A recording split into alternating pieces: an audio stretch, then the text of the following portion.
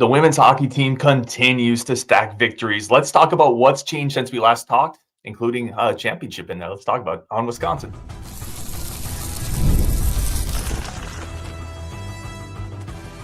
You are Locked On Badgers, your daily podcast on the Wisconsin Badgers. Part of the Locked On Podcast Network, your team every day. What is going on, Badger fans? Welcome to Locked On Badgers, your team every single day. Part of the Locked On Podcast Network. I'm your host, Ryan Herrings. Appreciate you being here. Today, we are talking about a regular season title for the women's hockey team, what's going on with men's hockey, obviously women's basketball, and we're going to hit on men's basketball too. The two hottest programs at Wisconsin right now being that women's hockey team, the men's basketball team, hit on all of that and more. But for today's episode, brought to you by FanDuel. Right now, new customers can bet $150 in bonus bets if your first $5 bet wins. All right, let's bring on Grace. We've been doing this every other Friday. I really like it. I think it's a great addition to what we do here to cover the Badgers. Since we last talked, women's hockey, regular season title. Let's go. Yeah, so I usually start with another week at number one in the country, but this time, in addition to that, won the WCHA title, which is very exciting leading into the WCHA playoffs, which is very interesting because they already clinched their spot despite it being weeks away. Just goes to, again, show how dominant this team is.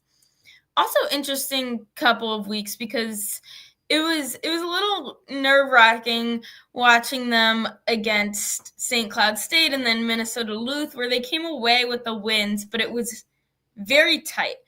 So Minnesota Duluth, they were down or tied at some point in the series, so in all 6 periods throughout the 2 games, down or tied at some point in all 6 periods. And they had outscored Minnesota Duluth 12-6 in the series earlier this year. So that was a little nerve-wracking to see. However, Minnesota, they came out in a completely dominant fashion.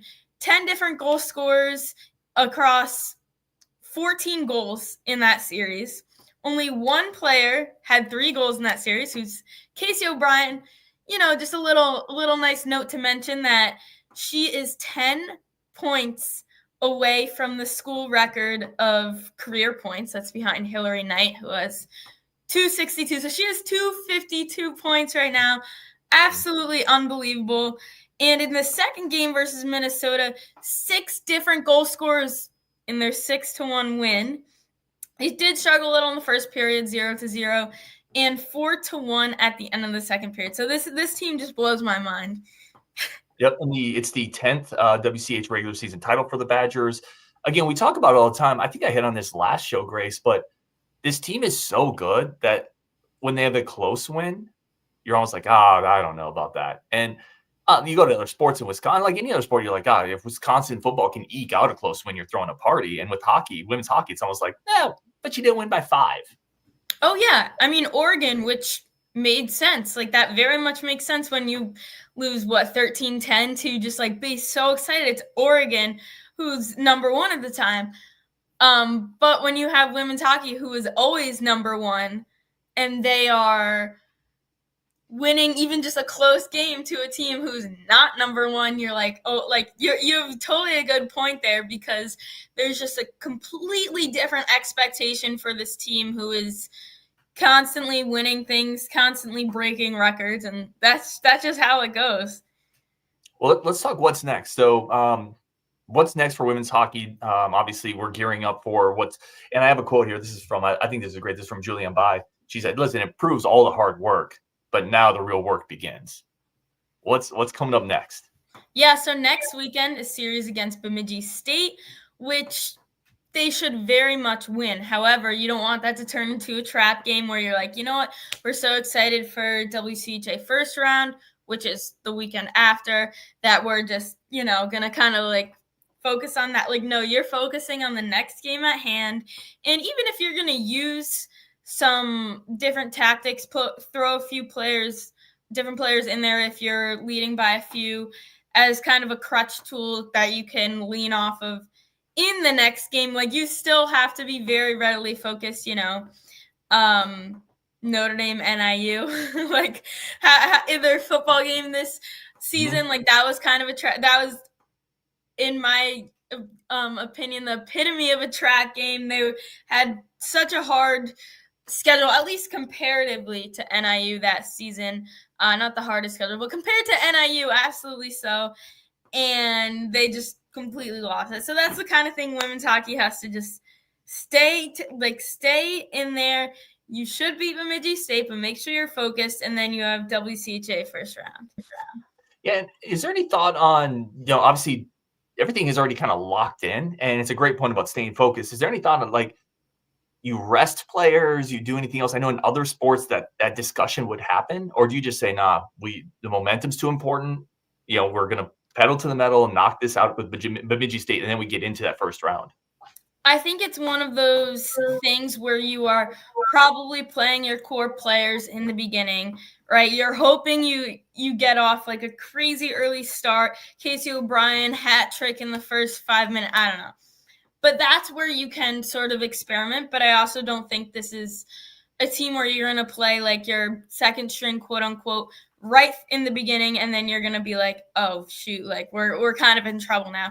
So I think it's one of those things you can kind of wean off, especially in the sense that if they do fantastic in the first game, second game, they can maybe consider it a little bit more. But I think at first you just have to start strong, start your core players, have Layla Edwards, Caroline Harvey, all of them in there. And see where it goes from there. What are your plans coming up? Are you going to be able to get to any of these events? Are you hoping to cover any of these? I know you write for the Daily Cardinal. What is your kind of coverage /professional/fan interest here? I'll be working men's basketball next Saturday, which means on like the video board where they like show the game live, and then Tonje has a crazy 3, and then they show like the replay real quick. I'm going to be the replay op, so I have to like scrub back real quick, and then I'm like, all right, like Tonje's 3 on red or whatever, frame it's on ready red, I roll it, and then they show on the video board the replay. So that'll be me next Saturday. So that's, I know, at least my next shift. Oh, let me ask you this really quickly for people who haven't had the opportunity to do it, because we're all Badger fans and people who watch this show, and then we're going to shift to men's basketball. I'm really curious to get your take on, like, from the campus perspective, this men's basketball team, your thoughts on it. But what is it like to cover this team and also be a fan of it? How hard is that for you to separate those things? Oh my God. Okay. So I'd say there's 2 aspects to that. Is sometimes I do commentate for Big Ten Plus, which means you have to be very unbiased. There's a point a few weeks ago where Wisconsin women's basketball versus Michigan, Sarah Williams just like grabs the ball, like very like legally just grabs the ball out of another woman's hand and just like charges down, crashes the boards. And I was just like freaking out. And then I was like, no, like I have to chill out. Like I sound like the biggest, like the most biased person right now. But if you're doing like replay, you can be as biased, like you want to show Wisconsin doing well, especially because, so there's a difference between the stream, like Big Ten Plus, and then like the video board where you want to get your fans hyped. So like last time I did replay for men's basketball a few weeks ago, I made like what's called a package of Tonje, just like all his highlights just stacked. And I like made sure he was watching it. Like I was That's like, awesome. I did this for you. That's awesome. So yeah, there's definitely like places where you can be just so biased, and then there's others where it's like, all right, you got to chill out. Yeah, I live in those places where you can be biased. I don't know if I could do the other. I've been a fan for too long. I think I would lose my mind. I had an opportunity to go when I was at the Penn State game. We had the opportunity to be in the media, I can't even think of it, media center, whatever, press box. Thank you. Sorry, I couldn't think of it. And I was like, no, I can't be there. Like, I won't be able to not cheer. I'm sorry. I'm going to go sit in the crowd. It's very hard. The one thing one of my coworkers said to me earlier that stuck with me is like, say it's like a men's soccer game and it's Big Ten Plus, there isn't a huge crowd of people watching. So the people watching is probably Wisconsin fans, and, they're, I don't know, they're playing Rutgers, and a guy in Rutgers just scored. His mom is probably watching, so I have to hype him up a little. It's that kind of thing where you're in the booth, like kind of like biting your tongue, but like at the end of the day, I do try to remember that a lot of these athletes, their parents are watching and want to have that cool like replay where they can hear you getting a little hype for them. So Have to try to be unbiased at least. No, that's fair. That's fair. All right, we're going to take a quick second, come back with Grace. I'm going to ask her about the men's basketball team. I know she's been at some of those events, done replay. What are her thoughts on that team? Biggest surprise, and what are kind of the reaction from the students on campus towards this year's edition of Badgers basketball?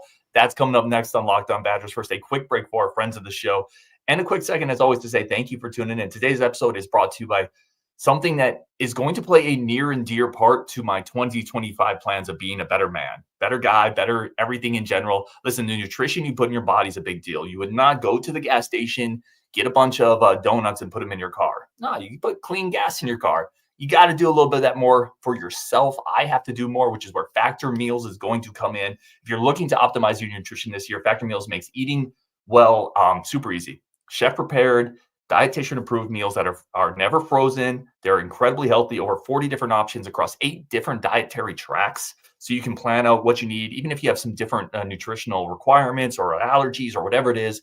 Factor Meals is here for you in those moments. I love their Protein Plus meals. They give you a little more protein if you're trying to kind of just be a little healthier, but get a little bit more of that muscle building supplement into your day. It takes the stress out of it. It takes the time component out of it. Right now, eat smart with Factor. Get started at factormeals.com/LockedOnCollege50, and you get use code LockedOnCollege50 off to get 50% off your first box plus shipping. That's code LockedOnCollege50 off, and you're going to get 50% off your first box plus shipping on your first box. The code is down there, and it's a great way to just get a little healthier and save a little bit of time. Let's jump back into this with Grace. Talk a little bit about men's hoops. So we haven't had a chance to talk about men's hoops yet. I'm very curious. I kind of want to start here. From the on-campus perspective, how are students reacting to this team? What's the excitement level? Everyone's definitely very excited. We're all looking to this Purdue game, which I think is going to be a ginormous test. But, it is students, so it's the kind of area where fandom is kind of ridiculous. Like, you lose a game and everyone's like, fire guard. Like, there's you're students, so there's a lot of ridiculous opinions, I'll say that.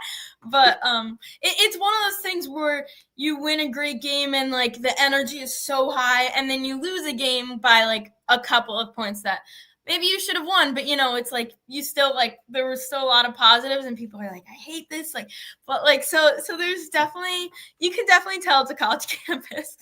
But yeah, everyone's very hyped for Purdue. That's going to be a great test. Absolutely. I believe they're number 7 right now. So we're very excited for that. Let me ask you about the environment, because I think a lot of fans who watch on TV, maybe they're not near Madison or they can't get to a lot of games, they send me questions sometimes, and I don't get to go to the Kohl Center very often. I'm going to be down there for the Oregon game. And I know you go to other places, like you were at the Rutgers game when Wisconsin traveled out there. How does the Kohl Center compare to other places you've been and seen? What's the actual, from being in there, the energy level? All right, the Kohl Center is the kind of place where you have to, it depends on the day. And by that, I mean the day of the week. You're going to get more students showing up if it's a Saturday, Friday, like those days. Unfortunately, a lot of games are like Tuesdays, right? But if you're the number now 16 team in the country, you're still going to get a pretty darn good turnout on a Tuesday, especially if you are playing a really good team. So it's certainly one of those things where you have to earn your crowd. Football, though there certainly are issues with people coming late, it is one of those things where even if you're not doing that well, you can still expect it to be pretty packed from students. There's like a culture there that like Saturday football games, but like men's basketball, it's like if you're doing well, the crowd's going to reflect that. If you're not doing well, people are not going to show up. So right now, I've been getting texts recently from my friends. Oh, want to go to the Illinois game, want to go to this game. So it's definitely growing.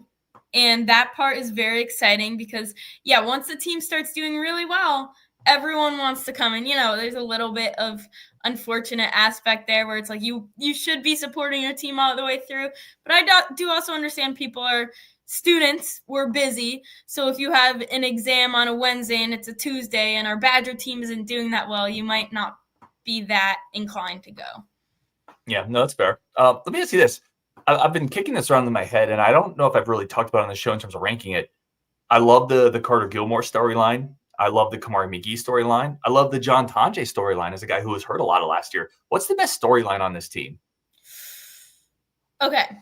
John Tonje is incredible, but because of his transfer, to me, that's not the best storyline, because I think in this age of transfer portal and NIL, the most incredible storyline to me is a developed player, because that used to be like how it always is, and that's how you like get your shot. But like, because of this new era, so to speak, it hasn't always been, all right, after you've been here for 4 years and maybe you started not ready to be a starter, even a great bench asset, but now you're here. And that's Carter Gilmore to me. I think that's the best story, because he's absolutely undeniably earned his minutes. And I've had people say to me and argue with me, oh, like everyone's hyping him up for like the 15 points. I'm like, I think it's incredible that Greg Gard like keeps faith in here, has those off bench points, which is very significant, because it's not just five players and then everyone else is getting like 5 or less minutes. Like, these players have largely been developed. John Tonje, an exception, but at the same time, you can't exactly evade the transfer portal NIL completely when that's the new era. So, of course, that was like a great pull from Greg Gard, but at the same time, you do, if you want to, as much as you can, keep that traditional style of developing players. And that's something I give him so much credit for, something that I think is just great about Carter Gilmore. He has that energy. He's bleeds Badger red, and it's so great to see him getting the minutes and the time he's very much deserved. Yeah, and I think you hit on something there too, where Gard probably doesn't get enough credit for that. We talk a lot about Carter Gilmore developing, but a lot of coaches would not be giving Carter Gilmore minutes over the last couple of years to develop. I think there's an underrated component of Gard develop. And even if we take that a step further, you look at what Tonje did last year, the year before, he's taken a big step in this offense too, which I think is more the offense and Gard developing him. But Gard is the one that put the offense in place. I don't think Gard has got enough credit this year, is I guess what I'm trying to say. Absolutely. I think I'm such a like traditional person when it comes to developing players. And again, you can't completely do that. And I understand a team might not be in today's day and age an excellent like top 25 team if it's just developed players. However, I think the fact that he's trying to do that as much as he reasonably can is very impressive to me, especially because, you lose AJ Story, you lose Chucky Hepburn. However, he is keeping a lot of these players who aren't getting that much time. Connor Segan left.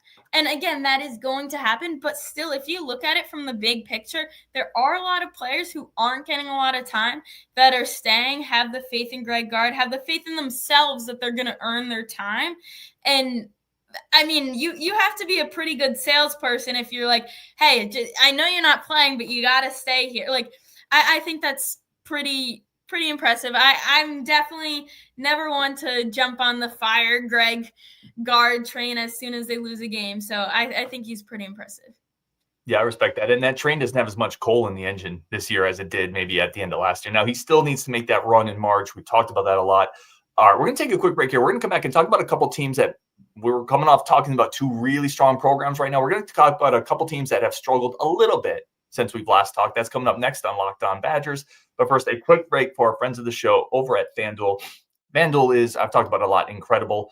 Obviously, the football season's over, but now we're into the NBA. We're into college basketball, and Major League Baseball will be starting up pretty soon. FanDuel is incredible right now. Fastest. It is the easiest, simplest way for you to sportsbook. And there's a reason why they partnered with the NFL, the MLB, the NBA, Locked On, because they are simple. They are geared towards sports fans. They're geared towards making your weekend a little more exciting without overcomplicating it. Live bettings, parlays, futures, teasers, spreads. It's all over there. Quick payouts. Again, I've talked about it. When you win on FanDuel, you get the payouts quickly. It's not like when your Uncle Joey owes you money and you got to go and kind of harass them about it. Now, FanDuel's not like that. Quick, simple, easy, fast. Right now, new FanDuel customers can get $150 in bonus bets if your first $5 bet wins. Visit FanDuel.com to get started. Join today. That's FanDuel.com for your shot at $150 in bonus bets. Make every moment more with FanDuel, the official betting partner of the NBA. Again, please do it responsibly as always. But FanDuel, great way to spice up your sports weekend. Let's jump back into this. I'll finish off with Grace. Let's talk about. We have to hit on women's basketball, men's hockey. Again, programs that since the last moment we talked have struggled a little bit. Let's start with men's hockey. What has happened in the last couple of weeks since we talked? Yeah, again, I always want to give this team a little bit of grace of how young they are. But recently it's been a struggle. 4-game losing streak, 5-game winning drought. So the previous game before those 4 games was a tie. They were outscored 17-5 in the last 2 series, but I think there is a very clear, traceable issue, which is the third period. So combined across the first and second periods of these past 4 games, so first and second periods, 4 games, the Badgers have only been outscored 4-3. However, in the third period, the past 4 games, so 4 third periods, they were outscored 12-2. So this is a team where it almost feels like you're just hanging on, right? You're hanging on and you're right there and you're maybe trailing by a goal. Maybe you're even winning by a goal. Third period comes around and it just all goes down the drain. Mm-hmm. And that's something that as a Badger fan is frustrating to watch because you're, especially the Minnesota game, oh my goodness. In one of the Minnesota games in the series where they were winning 2-0, this is the first game, and they lost 5-2. And I think I maybe had part in jinxing it because I texted my friend and I was like, oh my God, we're at number 4 Minnesota winning 2-0 in the first period. And then I was like, oh my God, why did I say that? Your fault. Yeah, no, you can blame me. So that's certainly an issue they've had. And in the next 2 series, they're playing Ohio State, Notre Dame. So 2 Big Ten series. And these are going to be extremely important come tournament because since it's such a small conference, every team makes the tournament. However, it's, seeding is obviously very important, getting a bye, which isn't really realistic at this point, but just upping your seeding as much as possible. So first they're going to play Ohio State. In the last series, they played against them. So this was October, so it's been a hot minute. They lost both games. Again, you have to look at how they lost these games and be a little more analytical about how they lost it as opposed to just they lost 1-2 in overtime, lost the second just 1-2. So they were right there in it. This isn't a team that they are just like out of the picture right away. Again, the third period is going to matter. As for Notre Dame, they split the series. They played that in early November, so still been a hot minute. Lost the first game of the series 2-3 in overtime. Won the second one 2-1. So again, these are 2 games that are incredibly winnable and also incredibly losable. Like if you take your foot off the gas for 1 second, forget about it. So they have to be very locked in, very focused, and I'm excited, but also very nervous to see how these next 2 series goes. I'm not going to say anything if they score a goal. I'm not going to put any jinx on them, but yeah. It's definitely, and to your point, we'll wrap it up on men's hockey, the young team. Winning at the end of a game, it feels like a young team thing. Like the more experience you get, you close out games. When you're young, you have to make those mistakes to learn from them.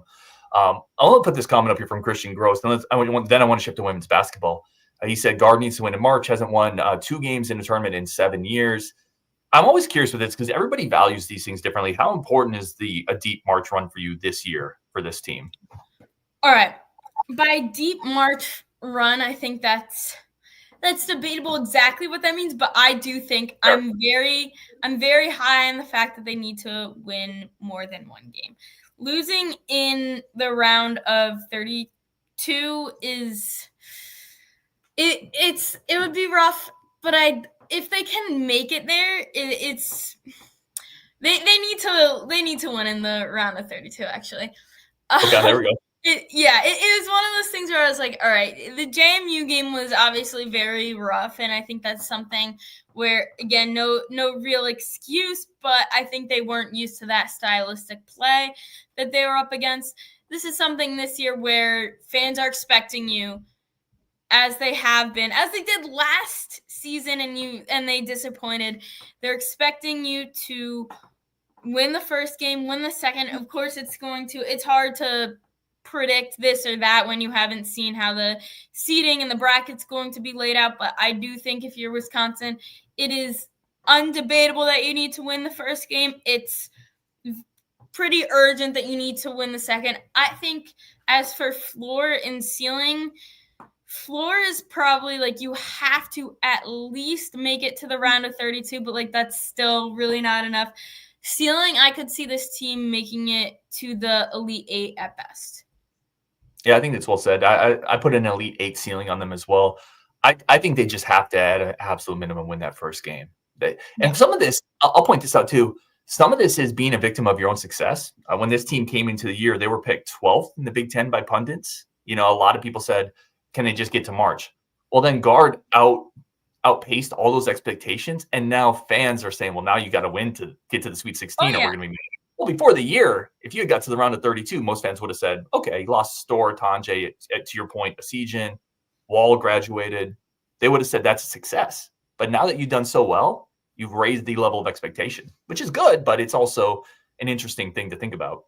Yeah, and I think it also goes for, as this team has been successful here and there, like little pockets here and there, everyone's always comparing you to Frank Kaminsky and stuff, which obviously is a pretty high comparison, pretty high standard. I mean, why not be compared to a pretty high standard? You want to be winning. But that being said, people who've been fans for a long time are like tired at this point. They want to see a crazy run. Which I understand. Even if it's not a crazy run, like, come on, you have to win 1 or 2 games here. Agree. Let's wrap up here. Women's basketball. Again, since we last talked, when we last talked, we had Wisconsin just come off beating Michigan. They had snapped their losing streak, and we're like, okay, Purdue's not the greatest Big Ten opponent. You could make a bit of a run here. Not what happened. That game felt so imperative to me to win. Just even for moral reasons, because this Purdue team was winless in the Big Ten. Right now they have 1 win in the Big Ten, and that is against Wisconsin, which is just on paper. Again, this game makes sense way more than on paper and box score, but just focusing, and I think it is important in some regard to be keen on that in this regard. It does not look good. And so they're 11-8 now. That kind of brought them from where they could have met 500, and that kind of brought them down. Played at number 7 USC, who will drop a little bit they will be even better than that. They will move up in the rankings after beating number 1 UCLA last night. It was very exciting. So USC is undeniably an incredible team. Didn't expect a win there. It was hard to see the dominant fashion that USC won in, but again, wasn't expecting too much there. Lost 86-64. Illinois lost 74-51. That one was even more disappointing because, again, USC, no one was expecting like a crazy storyline, or no one was even expecting them to be within 15, which they weren't. But Illinois, it was one of those things where it was like, again, I don't think people were expecting a great win or this or that, but 74-51 was just brutal. And then Michigan State, and that's the thing, is you play Michigan State then number 22, and it's one of those things, there's some games where people kind of count you out before the game started. But that means you have to win the games against the not ranked teams because you know you might not be capable of winning the ranked games. So that's where it gets tricky. Lost that one by 20 points. And last episode, which wasn't the live show, but we ended on such a high note because they beat Michigan, snapped their losing streak, and now it's kind of just seemingly gone down the gutter, which I hate to say, but they have lost 4 consecutive games since that great win. Their assisted turnover ratio is 1, like a flat 1. They average 15.8 turnovers per game.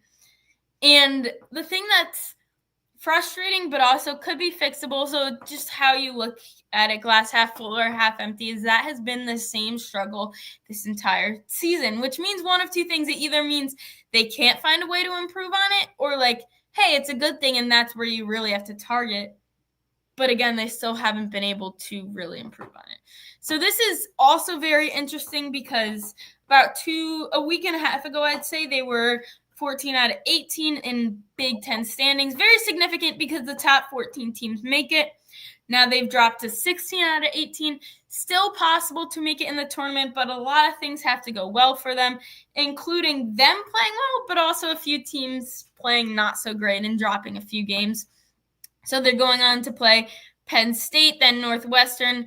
Number one, again, maybe won't even drop UCLA at number one despite their loss, and Iowa, which I want to mention my Notre Dame team, my other team.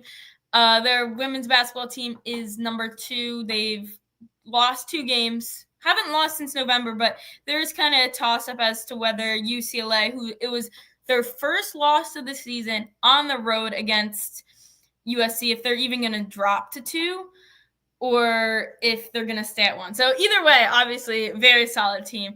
But yeah, that was just a little tidbit in my mind. And then the Big Ten tournament, which are they even going to make it? I don't know. But that would be March 5th to March 9th. If you're the Badger team, that's kind of like the goal, which is a tough goal to make at this point. But it's like that has to be – you have to set the standard a little bit high. And that is not a high standard, but right now it is. Yeah, you mentioned it. 14 out of the top 18. 14 of the top 14 teams in the Big Ten make the tournament. And I think – there's going to be some hard questions this offseason if you don't make it into that 14-team threshold, which they're on the outside looking in right now. And the way they've been playing recently, I think it's to your point. It's not just that you lost to good teams. And I've talked about this with the Badgers football team too. Sometimes it's how you lose. It's not that you lost to Iowa. It's that you lost 42-10. Nathan Ruffalo, by the way, says, happy Valentine's Day to you both. Go Badgers. What's up, Nathan? Happy Valentine's Day to you and everybody else that's out here, including my wife if she watches this. I have told her already, but just in case. Anyway, we are going to wrap it up there. I've already kept Grace for longer than I am supposed to. Grace, as always, thank you for jumping in. Again, celebrate the women's hockey team, the men's basketball team. Hope for a little bit better on the front of women's basketball and men's hockey. But Grace, as always, thank you for jumping in. Happy Friday, everybody. Happy Valentine's Day, everybody. On Wisconsin, and we will do our live reaction show after Purdue tomorrow. Hopefully we get a win there. What's your quick prediction for Purdue? Purdue, I'm hoping we win by somewhere between 5 and 10 points. I'm going to put us at like 70 to 63. Oh, I love it. Let's go. But yeah. I love it. Let's go. All right. On Wisconsin, and we will talk to all of you later.